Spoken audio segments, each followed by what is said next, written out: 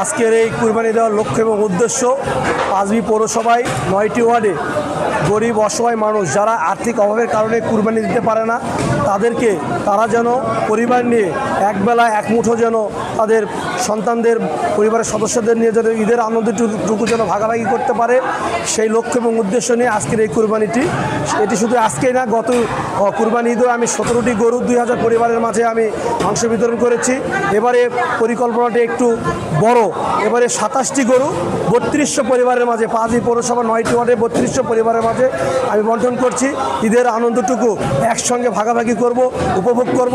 যেহেতু আমি বিএনপির রাজনীতির নেতৃত্ব দেই পাঁচবিতে, এই রাজনীতির মূল লক্ষ্য এবং উদ্দেশ্য হলো জনসেবা করা। জনগণের সেবা যদি না করতে পারি তাহলে রাজনীতির কোনো স্বার্থ থাকে না। সেই কারণেই এটিও একটি জনসেবামূলক কাজ, এটি একটি গরিব মানুষের পাশে থেকে সহযোগিতা করা একটি বড় একটি মাধ্যম। সেটিকে আমি ইনশাল্লাহ কাজে লাগিয়ে আগামী দিনে যেন পাঁচবি পৌরবাসীর পাশে যেন থাকতে পারি। আপনারা কষ্ট করে আজকের এই অনুষ্ঠানে এসেছেন। গত কুরবানি ঈদেও আপনাদের জন্য 3200 পরিবারের মাঝে আজকে আমি মাংস বিতরণ করব। এই কুরবানির মাংস আমি আপনাদের হাতে দিয়ে দেব, আপনারা নিয়ে যান। যেহেতু আমি রাজনীতি করি, যেহেতু বিএনপির রাজনীতির সঙ্গে জড়িত, আপনাদের উদ্দেশ্যে আমার এই কার্যক্রম।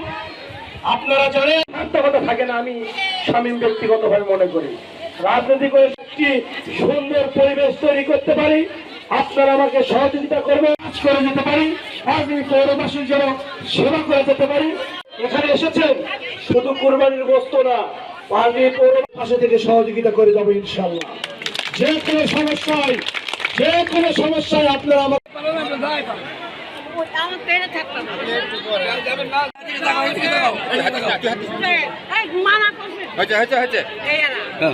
দিনের পৌর মেয়র শামীম হোসেন মন্ডল সবাই হাততালি দিয়ে একটু ওনাকে ধন্যবাদ।